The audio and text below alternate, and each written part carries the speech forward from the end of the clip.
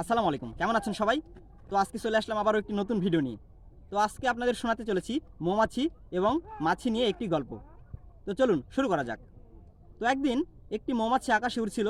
আর আপনারা সবাই জানেন মৌমাছির ধর্ম হলো কোনো ফুল থেকে মধু সংগ্রহ করা। তো সেই মৌমাছিটি আকাশে উড়ছিল এবং সেই মৌমাছির যেখানে উড়ছিল তার নিচেই ছিল একটি ময়লার ভাগাড়, যার কারণে মৌমাছি অনেক খোঁজাখুঁজির পরেও একটি ফুল গাছ খুঁজে পাচ্ছিল না। বাট হঠাৎ মৌমাছিটি দেখতে পেল সেই ময়লার ভাগাড়ের ঠিক সামনেই ছিল একটি ফুল গাছ।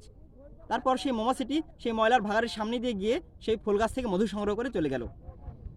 অপরদিকে একটি মাছি আকাশে উড়ছিল এবং সেই মাছি যেখানে উড়ছিল তার নিচেই ছিল ঠিক একটি ফুল বাগান।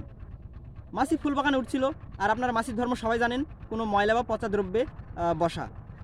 তো মাছিটি ফুল বাগানে ঘুরে কোনো ময়লা বা পচা দ্রব্য খুঁজে পাচ্ছিল না। হঠাৎ মাছিটি দেখতে পেল একটি ফুল গাছের নিচে ছিল একটি কোনো কিছু মরা কোনো বস্তু পড়েছিল। তো তখন সেই মাছিটি সেই ফুল গাছের উপর দিয়ে ঠিক ওই ময়লা বস্তু বা পচা দ্রব্যের উপর গিয়ে বসলো। তো বন্ধুরা, আমরা এই গল্পে মৌমাছি এবং মাছিকে যদি আমাদের মাইন্ডসেট হিসেবে দেখি, তাহলে আমরা যখন মৌমাছি মাইন্ডসেটে থাকবো তখন আমরা সব কিছু খারাপের মধ্যে হলেও ভালো বের করার চেষ্টা করব। আর যখন আমরা মাছি মাইন্ডসেটে থাকবো তখন আমরা সব কিছু ভালোর মধ্যেও খারাপ খুঁজে বের করব। তো বন্ধুরা, আপনারা বুঝতে পারছেন আমি কি বোঝাতে চাইছি। তো ধন্যবাদ সবাইকে, আজকের মতো এখানে শেষ করছি। তো আবারও দেখা হচ্ছে অন্য কোনো দিন নতুন ভিডিওতে। ততদিন সাথেই থাকুন, সুস্থ থাকুন।